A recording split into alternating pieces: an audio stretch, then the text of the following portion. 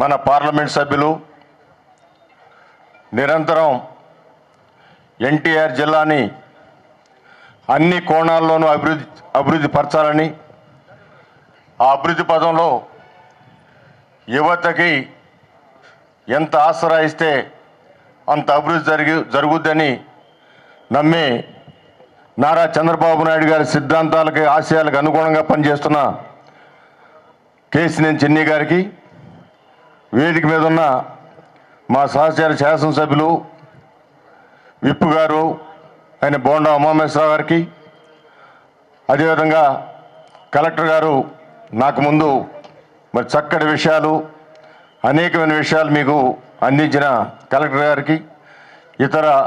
అధికారులు, పెద్దలు, మా సహచర ప్రజాప్రతినిధుల కార్పొరేటర్స్ అందరికి కూడా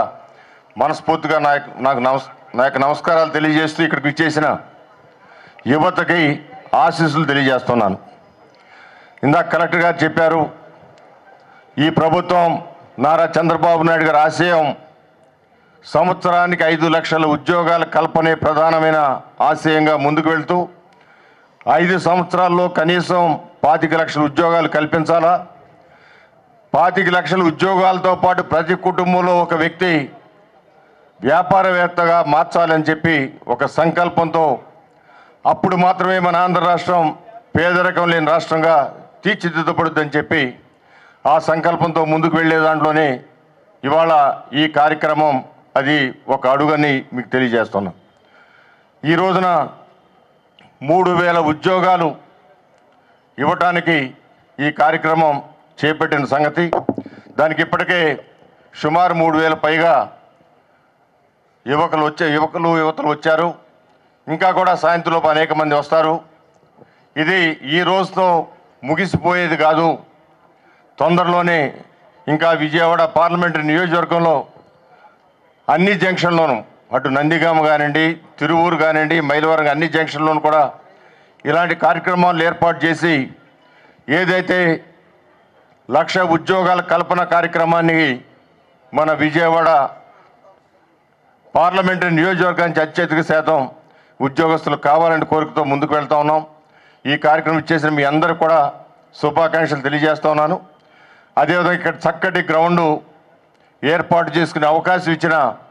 సిద్ధార్థ అకాడమీ వారికి నేను ప్రత్యేకంగా కృతజ్ఞతలు తెలియజేస్తున్నాను. ఎందుకంటే ఈ కార్యక్రమం పెట్టాలని తలపించినప్పుడు మరి అధికారులు అందరూ కూడా నా దగ్గరకు వచ్చి ఇక్కడ ఈ నియోజకవర్గంలో పెట్టాలనుకుంటున్నాం, దానికి మంచి గ్రౌండ్ కావాలి, దాంతోపాటు 70 రూములు ఉండేటట్టు కావాలంటే చాలా కాలేజీలను అడిగాం. అందరూ కూడా కొన్ని చోట్ల ఎగ్జామ్స్ ఉన్నాయి, కొన్ని చోట్ల క్రిస్టమస్ సెలవులు ఉన్నాయి అని రకరకాల ఇబ్బందులు కలగజేసిన ఇబ్బందులు వాళ్ళు చెప్పినా ఈ యాజమాన్యం ఈ రోజున ప్రత్యేకంగా స్కూల్కి సెలవు ఇచ్చి, సిద్ధార్థ పబ్లిక్ స్కూల్కి సెలవు ఇచ్చి ఇవాళ రోజున ఉన్న సెలవుని పురస్కరించుకుని రేపు స్కూల్ పెట్టుకుని ఇది ప్రభుత్వం చేపట్టిన ఒక మంచి కార్యక్రమం, యువతకి ఉద్యోగాలు ఇప్పించే కార్యక్రమం కాబట్టి వాళ్ళు సెలవిచ్చి మర్నాడు స్కూల్ పెట్టిన కూడా ఈ గ్రౌండ్ ఇచ్చి మరి ఇంతమందికి అనుకూలంగా ఉండే విధంగా రూమ్స్ అన్నీ కూడా మనకిచ్చి 70 కంపెనీలు పైగా వస్తాయని చెప్పి 70 రూములు మినిమం కావాలని చెప్పి ఆలోచన చేస్తే వాటన్నిటికీ సహకరించిన సిద్ధార్థ అకాడమీ యాజమాన్యానికి మనస్ఫూర్తిగా నేను కృతజ్ఞత తెలియజేస్తూ ఇక్కడికి విచ్చేసిన మీ అందరూ కూడా మంచి ఉద్యోగాలు రావాలని మనస్ఫూర్తిగా కోరుకుంటూ తప్పకుండా మీకు ఉద్యోగాల కల్పన ఎస్ఎస్సి కానించి ఇంజనీరింగ్ పోస్ట్ గ్రాడ్యుయేషన్ వరకు కూడా ఉన్నవారికి ఉద్యోగాలు కల్పించడమే ధ్యేయంగా మీ అందరం కలిసికట్టుగా పనిచేస్తామని మరొకసారి తెలియజేస్తూ సెలవు తీసుకున్నాను. జై హింద్, జై జన్మభూమి.